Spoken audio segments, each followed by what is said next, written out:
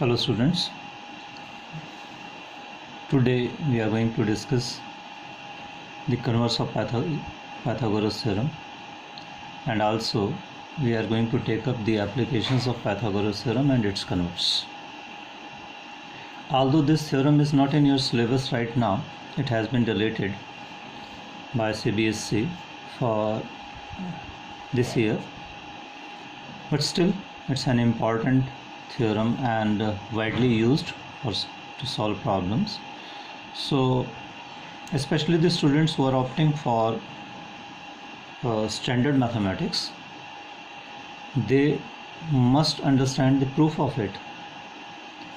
Go through the proof and try to understand. I will also explain it, and then try to prove it on your own, right? So let us first take statement. Statement is, in a triangle, if square of one side is equal to sum of the squares of other two sides, then angle opposite to the first side is a right angle. I am reading the statement again. Try to make out something of it. In a triangle, if square of one side is equal to sum of squares of other two sides, then angle opposite to the first side is a right angle. Let us try to understand it in the figure. Let ABC is a triangle. कह रहा है, in a triangle, let ABC is a triangle if square of one side is equal to sum of squares of other two sides. That means one side must be longer and the other two sides must be shorter. So let AC is the longer side. So what he tries to convey, if AC square is equal to sum of the squares of other two sides, that is AB square plus BC square. This is given to you. As I have told you earlier also, if normally shows the given part. तो इसमें वो क्या दे रहा है कि इस triangle में ये जो AC स्क्वायर है ये AB स्क्वायर और BC स्क्वायर के सम के बराबर है. To prove then shows proof, then angle opposite to the first side, जो हमने सबसे पहले साइड ली, जो सबसे बड़ी साइड ली, उसका अपोजिट एंगल जो होगा वो एक राइट एंगल होगा. तो हमें कहाँ तक पहुँचना है कि ये जो एंगल B है, ये वाला एंगल B 90 डिग्री का होगा. यहाँ तक हमारा प्रूफ चलेगा. तो this is the only given. तो फिगर इतनी रहेगी. यहाँ से गिवन भी आ गया, टू प्रूव भी आ गया. लेकिन एक अकेले ट्रायंगल में हम स्क्वेयर्स कहाँ से लाएंगे, साइड्स कहाँ से लाएंगे, दैट्स अ प्रॉब्लम. सो उसके लिए हम एक कंस्ट्रक्शन करते हैं. इसके लिए हम कॉन्ग्रुएंस का यूज़ करेंगे. हम एक ऐसा ट्रायंगल बनाएंगे जिसमें एक एंगल 90 डिग्री होगा और उस ट्रायंगल को इस ट्रायंगल के कॉन्ग्रुएंट प्रूव कर देंगे. That is the basic idea. तो उसके लिए हम कंस्ट्रक्शन करेंगे. Let us construct another triangle PQR in which angle Q is taken to be 90 degree, and we have taken PQ is equal to AB and QR is equal to BC. At least that we can do. हम एक triangle बनाने के लिए अगर हमारे पास एक angle है और उसकी इंक्लूडिंग साइड्स हैं तो ऐसे अप्लाई हो गया एक तरह से, तो उसमें हम एक ट्रायंगल बना ही सकते हैं. तो हमने एक ट्रायंगल बना लिया PQR जिसमें एंगल Q 90 डिग्री का है. PQ हमने AB के बराबर ले लिया, QR BC के बराबर ले लिया. अब अगर मैं किसी तरह से इन दोनों ट्रायंगल को कॉन्ग्रुएंट प्रूव कर दूं तो एंगल B Q का कॉरेस्पॉन्डिंग हो जाएगा, और Q क्योंकि हमने 90 बनाया इसलिए एंगल B भी 90 हो जाएगा. That is the basic idea. ये हमारा आइडिया है जिससे हम इसको प्रूव करेंगे. तो मेरे ख्याल में कंस्ट्रक्शन क्लियर हो गई. Is it clear that construct triangle PQR such that angle Q is 90 degree, PQ is equal to AB and QR is equal to BC. Okay, let us proceed with the proof. In triangle ABC, it is given AC square is equal to AB square plus BC square. It's given to us, so no problem. In triangle PQR, PR square will also be equal to PQ square plus QR square. Why? इस triangle में ये angle कितना है 90. तो इसका मतलब इसमें भी हम पाइथागोरस थ्योरम ले सकते हैं. तो PR square will be equal to PQ square plus QR square. Now we are having two equations. In one we are having AC square is equal to AB square plus BC square, and in this triangle we have another equation PR square is equal to PQ square plus QR square. But what we have done in construction, हमने P Q A B के बराबर लिया, Q R B C के बराबर लिया। तो क्योंकि P Q A B के बराबर है, क्यू आर बी सी के बराबर है, मतलब इसकी राइट साइड और इसकी राइट साइड बराबर होगी।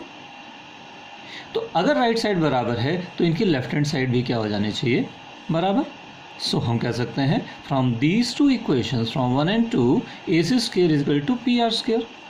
अब अगर दो साइड के स्क्वायर्स बराबर हैं तो वो साइड्स भी बराबर होंगी, यानी अगर ए C square P R square के बराबर है तो ए सी भी पी आर के बराबर होगा। अब फिर से इन दोनों ट्रायंगल को देखते हैं। इन दोनों ट्रायंगल ए बी सी और पी क्यू आर में क्या क्या हो रहा है, ए बी पी क्यू के बराबर है, हमने कंस्ट्रक्ट किया है, क्यू आर बी सी के बराबर है, हमने कंस्ट्रक्ट किया है, और अभी हमने इक्वेशन नंबर 3 में प्रूव किया कि ए सी और पी आर भी बराबर हैं। तो दो ट्रायंगल के अगर तीनों साइड्स कॉरेस्पॉन्डिंगली इक्वल हैं तो ट्रायंगल कॉन्ग्रुएंट हो गए by SSS congruence rule. So we can say these two triangle A B C and triangle P Q R they are congruent by SSS congruence rule. तो इसका मतलब क्या हुआ कि एंगल बी जो है वो एंगल क्यू के बराबर होना चाहिए। कॉरेस्पॉन्डिंग पार्ट्स CPCT हम कह सकते हैं, CPCT congruent parts of corresponding parts of congruent triangles. लेकिन एंगल क्यू हमने कितना लिया हुआ, 90। क्यों, ये कहाँ से आया, बाई कंस्ट्रक्शन हम कर चुके हैं, कंस्ट्रक्शन से हमने किया। तो एंगल क्यू 90 है, बी क्यू के बराबर है, तो बी भी कितना हो गया, 90। ये हम प्रूव करना चाहते थे, इससे हमारा पाइथागोरस थ्योरम का कन्वर्स प्रूव हो गया। अब हम कुछ एप्लीकेशंस लेते हैं, एक दो एप्लीकेशंस लेंगे हम इसमें से, ताकि आपको ये समझ आ जाए कि कहाँ पे पाइथागोरस थ्योरम और कहाँ पे कन्वर्स यूज़ होगा। फिलहाल मैं दो एग्जांपल ले रहा हूँ जहाँ पे आपकी पाइथागोरस थ्योरम यूज़ हो रही है। ये आपकी टेक्स्ट बुक का ही क्वेश्चन है, अपने टेक्स्ट बुक खोलिए, उसमें क्वेश्चन देखिए कि in an isosceles right triangle AB square is equal to twice of AC square. तो it is given that this triangle is isosceles. हमें क्या क्या दिया हुआ है, in triangle ACB angle C is equal to 90 and इसका मतलब क्या हो गया, AC is equal to BC। अब आप कहेंगे आइसोसेलेस है तो AC AB के बराबर क्यों नहीं हो गया, BC AB के बराबर क्यों नहीं हो गया। तो आपके साथ 9th क्लास में भी डिस्कस हो चुका है, और वैसे भी आपको मालूम है कि हाइपोटेन्यूज सबसे लंबी साइड होती है। जब सबसे लंबी है तो किसी साइड के बराबर नहीं हो सकती, तो इसका मतलब बची कौन, ये दोनों साइड्स, तो ये वाली आपस में बराबर होंगे। तो ये ध्यान रखना कि जब भी हम आइसोसेलेस राइट ट्रायंगल लेंगे तो जो परपेंडिकुलर साइड्स होंगी वो बराबर होंगे।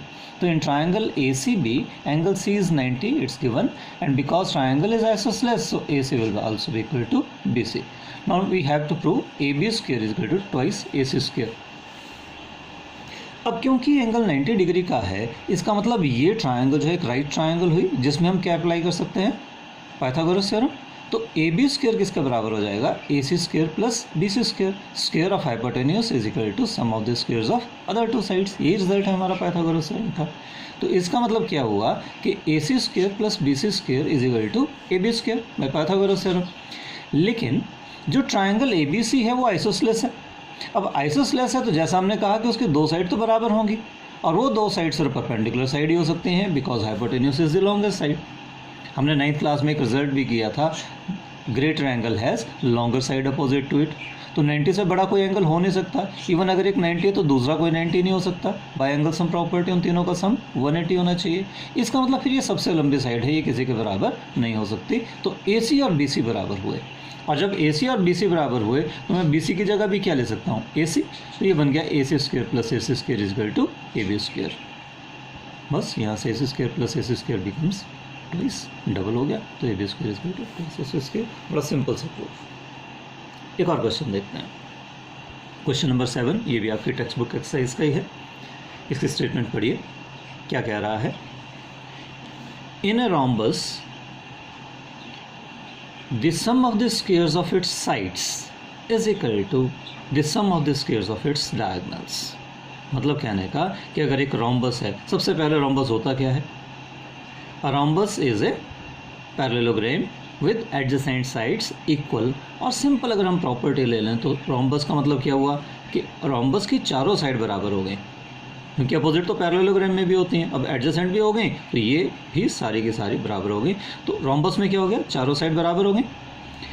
और उसके डायगनल जो होते हैं, ये भी हमारी एक प्रॉपर्टी है कि रोम्बस के diagonal of rhombus they bisect each other. Bisect तो किसी भी पैरेललोग्राम में करते हैं, but they bisect each other at 90 degree.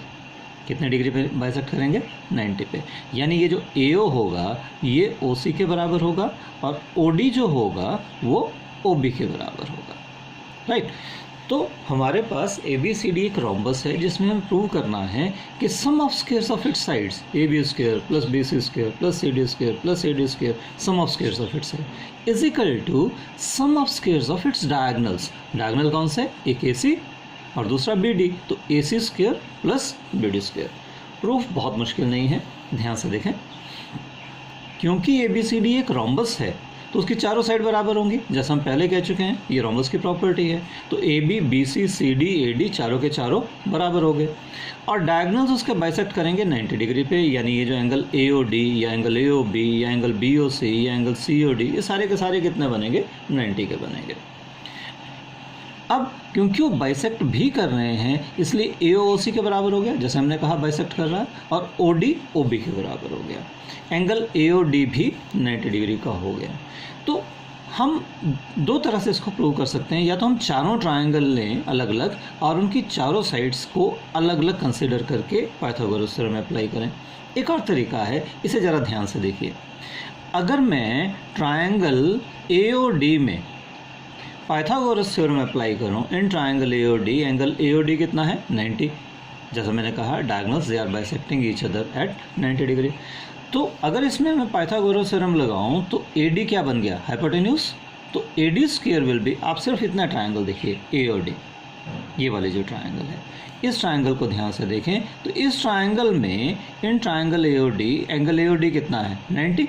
तो we can say by Pythagoras theorem AD square will be equal to AO square plus OD square. अब क्योंकि AO जो है वो AC का हाफ है, क्यों, AO और OC बराबर हैं, इसका मतलब AO जो है वो AC का हाफ हुआ। तो हम कह सकते हैं AO की जगह AC का हाफ यानी AC अपॉन 2, स्क्वायर है तो स्क्वायर लेना होगा। ऐसे ही OD जो है वो BD का हाफ हो गया, तो हम इसे BD अपॉन 2 इसका होल स्क्वायर कह सकते हैं। और जब स्क्वायर खोलेंगे तो AC का स्क्वायर 2 का स्क्वायर 4, BD का स्क्वायर 2 का स्क्वायर 4, यानी ये 4 कॉमन हो गया। या हम एक काम और कर सकते हैं, पूरी इक्वेशन को 4 से मल्टीप्लाई कर देते हैं ताकि ये 4 कट जाए। आप देख रहे हैं इसके राइट साइड में 4 नहीं है जो हमें प्रूव करना है, तो इस 4 को कैंसिल करने के लिए पूरी इक्वेशन को 4 से मल्टीप्लाई कर देते हैं। इसको 4 से मल्टीप्लाई किया तो 4AD स्क्वायर हो गया, इसको किया तो 4 कट गया, AC स्क्वायर रह गया, इसको 4 से मल्टीप्लाई किया 4 कट गया, BD स्क्वायर रह गया। और अब हमने प्रूव कर दिया कि 4 times AD square is equal to AC square plus BD square.